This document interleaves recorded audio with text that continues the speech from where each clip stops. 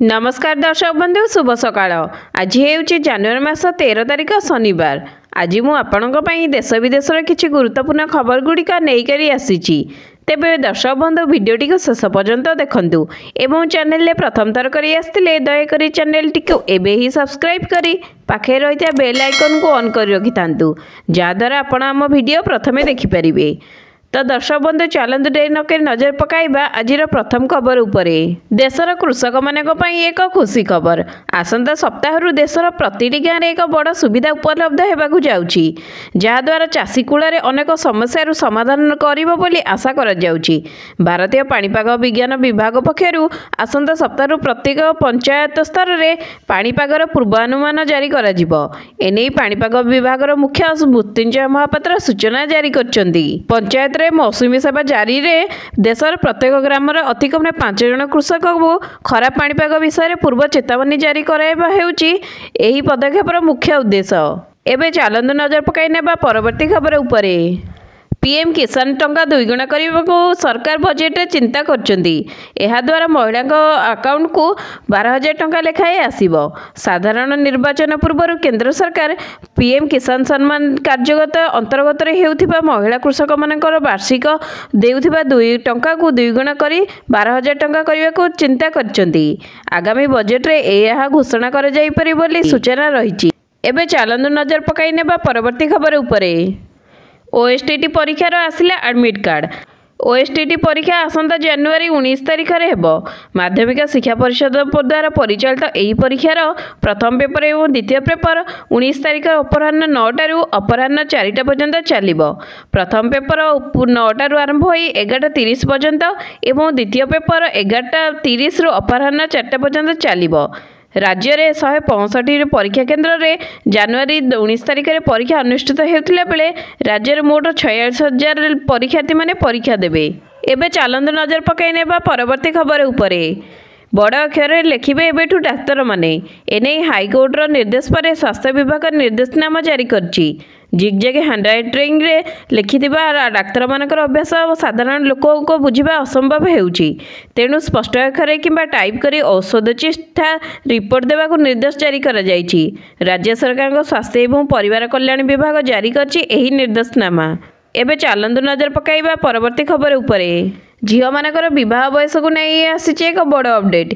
एबे झील मानकर विवाह बयस 21 वर्ष हो पारे बोली सूचना रही। यही सर्वनिम्न बयस 21 वर्ष करिवार प्रस्ताव कैबिनेट बैठक रे पास होईची। एथिपाई विवाह बयस सर्वनिम्न 18 रु 21 वर्ष करिवा पई केंद्र सरकार निष्पत्ति नेइचंती। एबे चलंतु नजर पकाई नेबा परवर्ती खबर उपरे। भारतर दीर्घतम समुद्र पोल अटल सेतु को आज उद्घाटन करिसंती प्रधानमंत्री नरेंद्र मोदी। 18,000 कोटी टंका तैयारी होइचे एही सेतु। एही सेतु रे बाइक ट्रैक्टर एवं ऑटो जीवार अनुमति नहीं। अटल बिहारी वाजपेयी नाम रे एही समुद्र बीच दक्षिण मुंबई को नाभि मुंबई सहित संयोग करुची एवं वर्तमान 2 घंटार यात्रा 15-20 मिनिट रे लागिबो। एबे चलंतु नजर पकाई नेबा परवर्ती खबर उपरे। भारत में प्रथम बुलेट ट्रेन 2026 रु गड़िबा आरंभ हेबो। एही ट्रेन सूरत एवं बिलिमोरा मध्य चलिबो। तासह प्रथम made in India memory chip 2024 रु बंटाजिवो बोली केंद्र रेल मंत्री अश्विनी वैष्णव सूचना देइचंती। बुलेट ट्रेन कार्यक्रम द्रुत गति आगकू जाउछि बोली से सूचना मध्य देइचंती। एबे चलंतु नजर पकाई नेबा परवर्ती खबर उपरे। भुवनेश्वर होइछि महिलांकर विशाल समावेश। आरंभ हो जाइए कृषि ओडिशा 2024। आसंता 14 तारिख पर्यंत चलिबो। एही समावेश को उद्घाटन करछन्ते मुख्यमंत्री नवीन पट्टनायक। एथिरे सामिल होइछन्ते 5,000 महिला चाषी एवं 2,000 एसएससी महिला एवं कृषि उद्योगी। चलित वर्षर विषय वस्तु रही कृषि प्रगति रे महिला।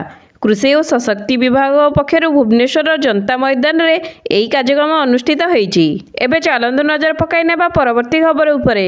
आसंता जनवरी 29 तारिख में ओडिशा आसिबे कांग्रेस सभापति मल्लिकार्जुन खड़गे। भुवनेश्वर हेबाकु थिबा कर्मी सम्मेलन में जोगदेवे खड़गे। प्राय 20,000 कर्मकर्ता को डाकी सम्मेलन करिवार योजना करा जाउछि। एने सूचना देइचंती प्रभारी अजय कुमार। निर्वाचन पूर्व कांग्रेस कर्मी मानकु एक्टिव करिया पई सभारे से आलोचना करिवे।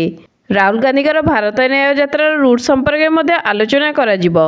एबे चलंतु नजर पकाई नेबा परवर्ती खबर उपरे। ଆସନ୍ତା ଜାନୁଆରୀ 26 ତାରିଖରେ ଗଣତନ୍ତ୍ର ଦିବସ ପାଇଁ ଦେଶରେ ବର୍ତ୍ତମାନଠାରୁ ପ୍ରସ୍ତୁତି ଆରମ୍ଭ ହୋଇଯାଇଛି। ରାଷ୍ଟ୍ରୀୟ ରାଜଧାନୀ ଦିଲ୍ଲୀରେ ହେବାକୁ ଥିବା ଏହି ଉତ୍ସବ ପୂର୍ବରୁ ଏକ ବଡ଼ ନିଷ୍ପତ୍ତି ନିଆଯାଇଛି। ଚଳିତ ବର୍ଷ ଗଣତନ୍ତ୍ର ଦିବସର ସ୍ୱତନ୍ତ୍ର ପ୍ୟାରେଡ୍ରେ ଅଗ୍ରାଧିକାର ପାଇବେ ଭାରତର ମହିଳା ଶକ୍ତି। ବିଭିନ୍ନ କ୍ଷେତ୍ରରେ ନିଜର ଦକ୍ଷତା ପ୍ରଦର୍ଶନ କରିପାରିବେ ଭାରତୀୟର ନାରୀ ଶକ୍ତିମାନେ। ଆସନ୍ତା ଜାନୁଆରୀ 26 ପ୍ୟାରେଡ୍ କାର୍ଯ୍ୟକ୍ରମ କେବଳ ମହିଳାମାନଙ୍କର ମାର୍ଚିଂ ବ୍ୟାଣ୍ଡ ଏବଂ ମୋଟର ସାଇକେଲ ସେନାର ପ୍ରଦର୍ଶନ କରାଯିବ। ଏନେଇ ଅଧିକାରୀଙ୍କ ପକ୍ଷରୁ ସୂଚନା ଦିଆଯାଇଛି। ଏବେ ଚାଲନ୍ତୁ ନଜର ପକାଇ ନେବା ପରବର୍ତ୍ତୀ ଖବର ଉପରେ। ଦେଶରେ କରୋନା ମାମଲା କ୍ରମାଗତ ଭାବରେ ବୃଦ୍ଧି ପାଉଛି। ଚିନ୍ତା ବଢ଼ାଉଛି କରୋନାର ନୂଆ ଭେରିଏଣ୍ଟ JN.1। 24 ଘଣ୍ଟା ମଧ୍ୟରେ ଦେଶରେ 971 ଜଣ କରୋନାରେ ଚିହ୍ନଟ ହୋଇଛନ୍ତି। ବର୍ତ୍ତମାନ ଦେଶରେ କରୋନା ସକ୍ରିୟ ମାମଲା 8000କୁ ବୃଦ୍ଧି ପାଇଛି। ଏହାସହ ନୂଆ ଭେରିଏଣ୍ଟ ପାଇଁ ଫେରିଛି କୋଭିଡ୍ କଟକଣା। କର୍ଣ୍ଣାଟକରେ ଦ୍ରୁତଗତିରେ ବ୍ୟାପୁଛି JN. ଭାରିଏଣ୍ଟ।